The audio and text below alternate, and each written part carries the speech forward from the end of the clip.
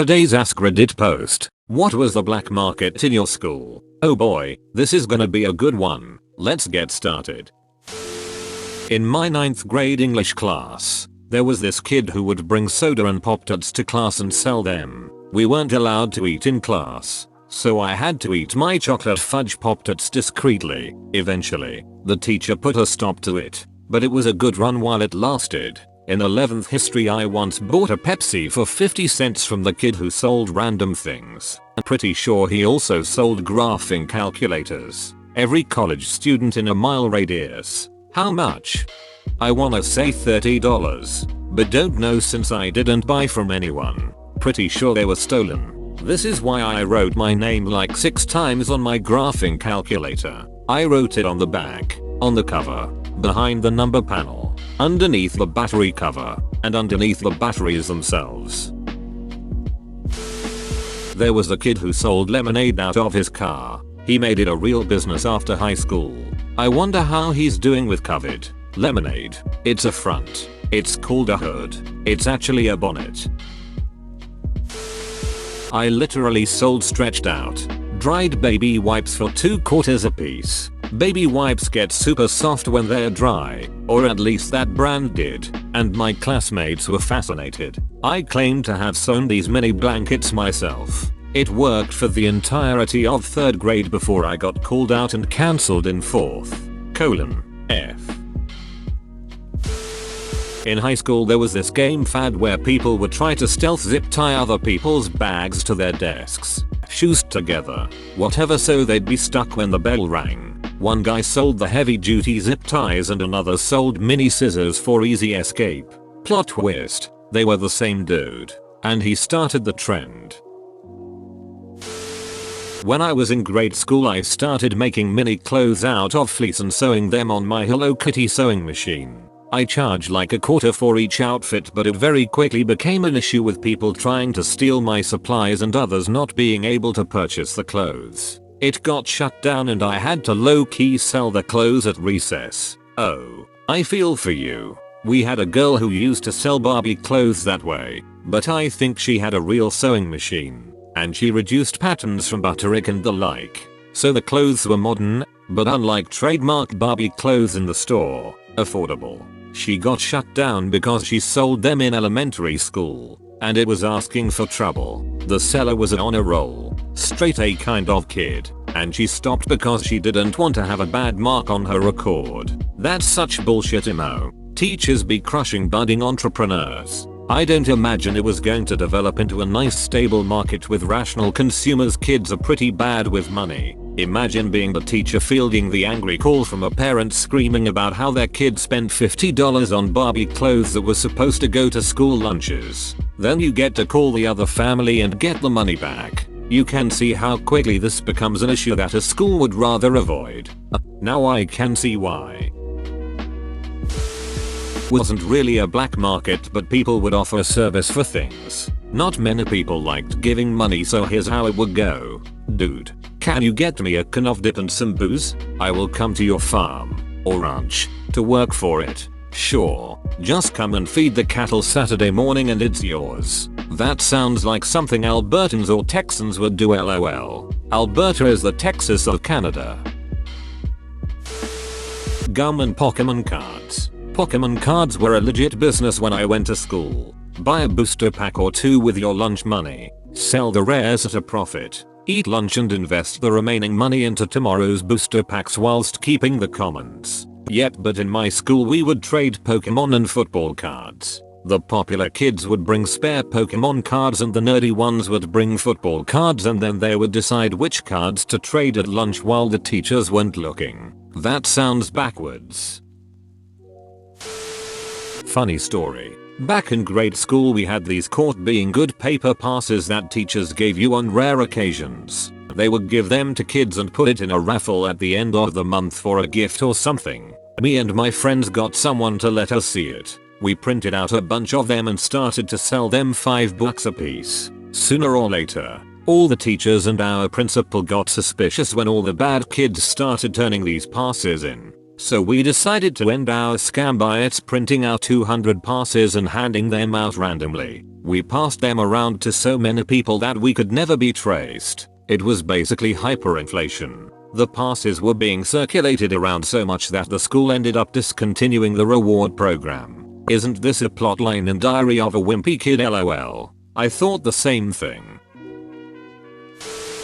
There were at least 5 folks selling weed on a large scale, and a few others selling other stuff. One guy sat next to me in history and one day in class opened his bag and showed me a very large mason jar just stuffed full of weed, next to a scale and baggies. These folks would always talk about running pounds on a train from California. People got caught, but were only put on a program to keep track of them. Some other folks turned to stealing band equipment and computers, and selling that off. For being one of the nicer public schools in town, it was full of unchecked crime. Also had a guy that would put different OS on iPads for a fee, cause those were a thing. Not sure how black market that is though. 100% totally get unchecked crime at a nicer school. We were the school in our district with the best test scores. Rich kids. Blah blah blah. Drugs of all sorts were pretty much everywhere, and the staff was ambivalent as all duck towards it. I guarantee you some of the staff bought from them. One of the least suspecting buyers. Aside from the actual illicit things like drugs and smokes, we had basically a forerunner to Uber Eats. Seniors who were allowed to leave during lunch break and had a car would go pick up lunch someplace for a fee. This was especially good if you had a free period before lunch, as you could run out, grab the food, and the customer had hot lunch from wherever at the start of lunch period. Yes, we had this too. Only high school allowed off campus. Desperate middle schoolers would pay high prices for a bag of chips or something. Your middle school didn't sell chips? My school doesn't sell chips because they're unhealthy, but their greasy ass tomato bread that they dare to call pizza is somehow acceptable. Candy. I swear the only reason kids were nice to me in 9th and 10th grade was because I always had candy in my backpack. Also, in the psych ward, lifesavers. If your parents gave a shit, they'd bring you a bag and you'd get a Dixie cup full of them at break and trade flavors with other kids or share with your friends who didn't have any. Different flavors were worth more. My school had a illegal candy trade. It was weird. I knew a lot about law, got hired as a lawyer, and had a court case where a kid tried to get free candy and everyone wanted his shaming. Rumors to be official. I am still waiting for my $40. I ran it. It was $1 soda cans out of unused lockers. I moved inventory almost weekly and had multiple kids helping me out in exchange for free soda. Made upwards of $3k over 4 years. Almost got caught once because a new student was given a lock I was using, but I managed to move inventory before a teacher found it. This was a huge school. Mind you, I had probably 20-ish lockers. You are the first comment I've seen that had kids helping you with it. If I had gone to your school, I would have done it for free. My payment is the thrill, the status, and most importantly the feeling of running a black market. Selling things are one of the easiest ways to get status in school. Everybody knows you. Yep, that's why next year, I'm selling candy and baked goods. Those big ass round lollipops that come in funky flavors. I used to take a train to school every day and a kid would sell them to for $1. Probably gave him $200 personally over the course of middle school. I like lollipops. You can shoplift those like nothing. If he did, he made pure ducking profit off of everyone who bought them. Not that I've ever stolen, but a friend of mine was a bad boy who did shit like that. He basically explained that the small, less than $1 stuff almost nobody cares about, and if they catch you it's often easy enough to pretend to have forgotten you had it. He'd cover it with a second, also small purchase, and just pay for it that one time. My locker, condoms, smokes, cider and chewing gum. I sold condoms and, once or twice, jars of liquor. If I recall correctly, in most places minors can buy condoms themselves, so why would they need to buy from you? Most kids are scared nervous to do such things. My friends always gave me the money and asked me to buy them because I have no shame. bro, I didn't know other people's friends were also this pussy. Also, I wasn't given the task to buy them because I had no shame. It was because I looked like the stereotypical bullied shuttle kid. I wasn't. But I still looked the part with pimples, nerdy glasses, and the kind of stature that just makes you look like you get bullied constantly. So anyone could immediately tell that condoms weren't for me, and it was less embarrassing overall compared to my friends. Is that much more, and that people could tell condoms weren't for me when I bought them? Yes it was. One guy was literally running a convenience store out of his locker one year. One dude was selling Molly in gum packs. Some kids stole stuff from the school store and sold them online. I think it was stuff like graphing calculators. So I think they probably made a pretty penny. And speaking of graphing calculators, people traded games and programs for them. There was a rumor that people were selling public speeches too, but that's pretty boring. My friend did that first one in 8th grade. He'd buy candy, chips, and soda from the local dollar store and sell them from his locker. Trades of stolen goods shoplifted and stored in caches only a few knew about. Like a stash of porno mags and alternative comics in an artillery box buried under that kid Gary's sandbox. Or the petty cash stored in the knothole of an oak tree on the property of a guy who was rumored to shoot kids who snuck into his backyard via said oak tree. There were some suppliers for expendable things like caps for cap guns, illegal fireworks, M80s and the like, candy, cigarettes, and beer.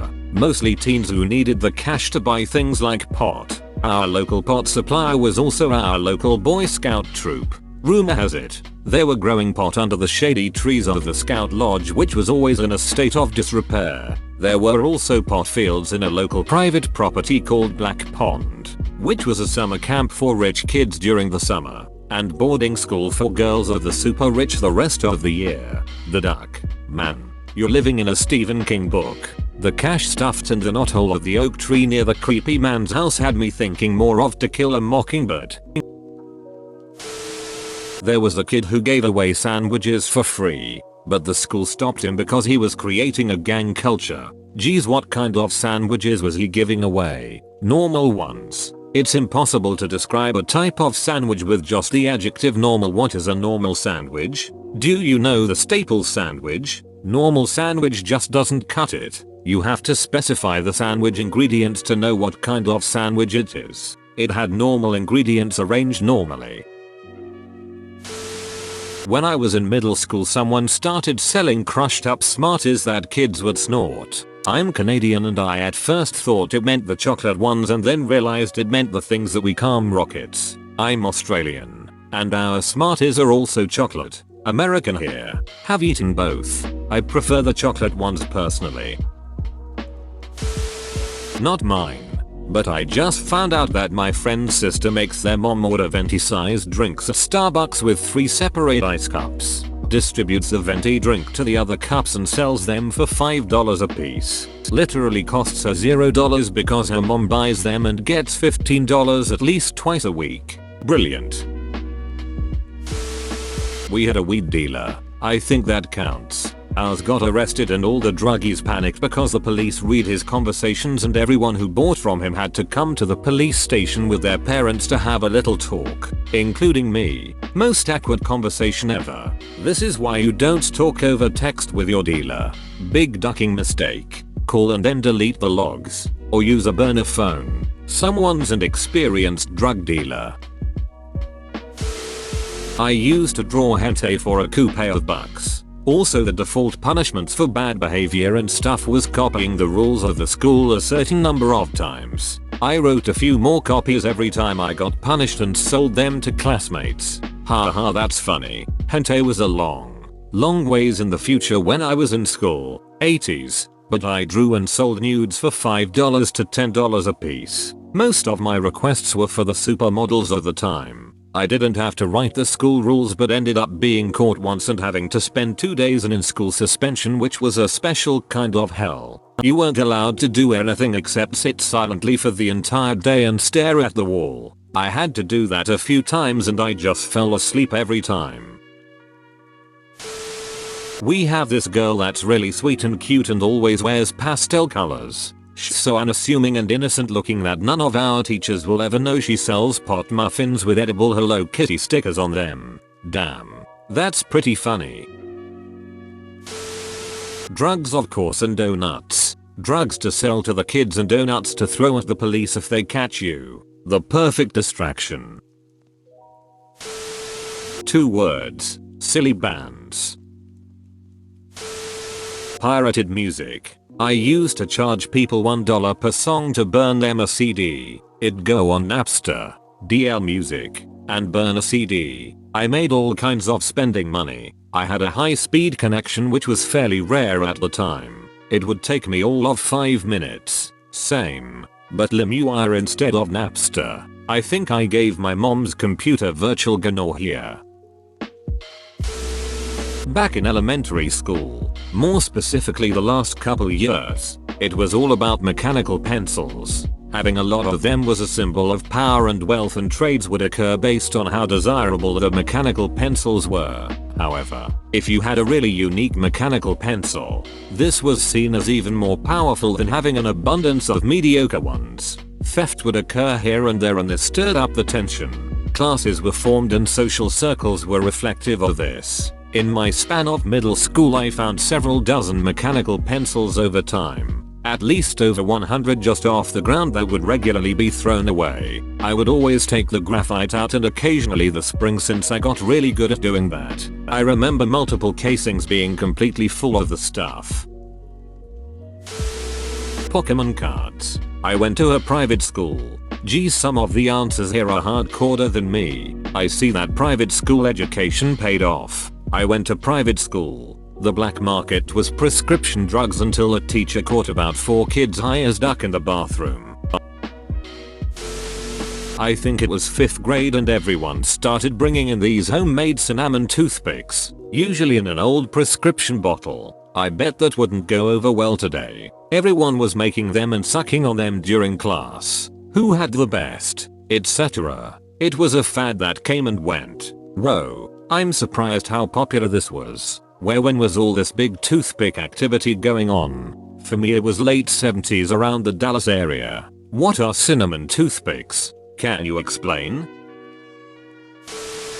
Top ramen. Kids would bring that every day and eat it dry. If you were cool with someone that had it, they would just pour some of it into your mouth for you. We pulled it right out of the bag, sprinkled the powder across the top, and sure they patty whole. I can still remember the salty taste of those flavor packets. Oriental was the best. They only cost a dime, so a couple guys would buy a bunch at a time and sell them when someone wanted a snack. Surprisingly, a lot of people a lunch they wouldn't have had otherwise. I sold stink bombs, smoke bombs, and when I could get them, porn magazines. I was the hookup for sex toys in high school. Can't buy 'em under 18, but I knew stores that didn't card. I also sold condoms to kids that didn't have a way to get them without their parents knowing. I gave a bunch of condoms to my friends as a kid cause I didn't want any of them getting STDs or pregnant, lol. Got 'em free from Planned Parenthood. These were people who didn't have cars. We lived in a very rural area, so if you wanted condoms you had to drive and get 'em, and for many people it was dangerous to keep a bunch of 'em in case your parents found it in your room, so I sold 'em for 50 cents a piece. Our black market was pretty much an actual black market. There were a few known kids who were basically your in. You told them what you were looking for and they would reach out to their guy. Another kid who would remain anonymous. The guy would then steal whatever item it was you were looking for. Don't ask from who or where. Give it to the handler and you had 24 hours to pick up your goods, or they went to the highest bidder as they were too hot to hold on to for longer. There was a flat fee of $20 and that would change depending on how rare the item was or how expensive it was normally. You also took on all the risk once goods were exchanged. The students abided a strict no snitching rule, so if the handler ever got picked up by the faculty because they had information, you could assume that someone was going to pay you a visit later on. Honestly, it was a great system, and everyone understood the rules. If you're careless or leave your stuff unattended, someone was going to take it and you were probably never going to see it again. At the same time, Did your stuff get stolen? Need a replacement? $20 will get you one. Yes, I grew up in the hood and sometimes I miss it.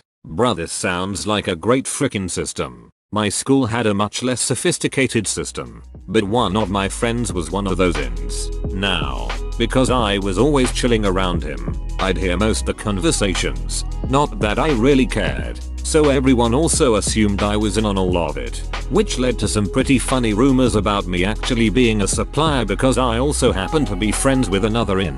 I found the rumors more using than anything, especially when my friends jokingly started calling me boss. The good old days, where I would risk potential severe punishment just cause I found it funny to troll people and make them think I was actually important. Bro, you actually watched the whole video. I'd give you a high five if I was a human. Make sure to click the like button and subscribe for more great content. See you next time.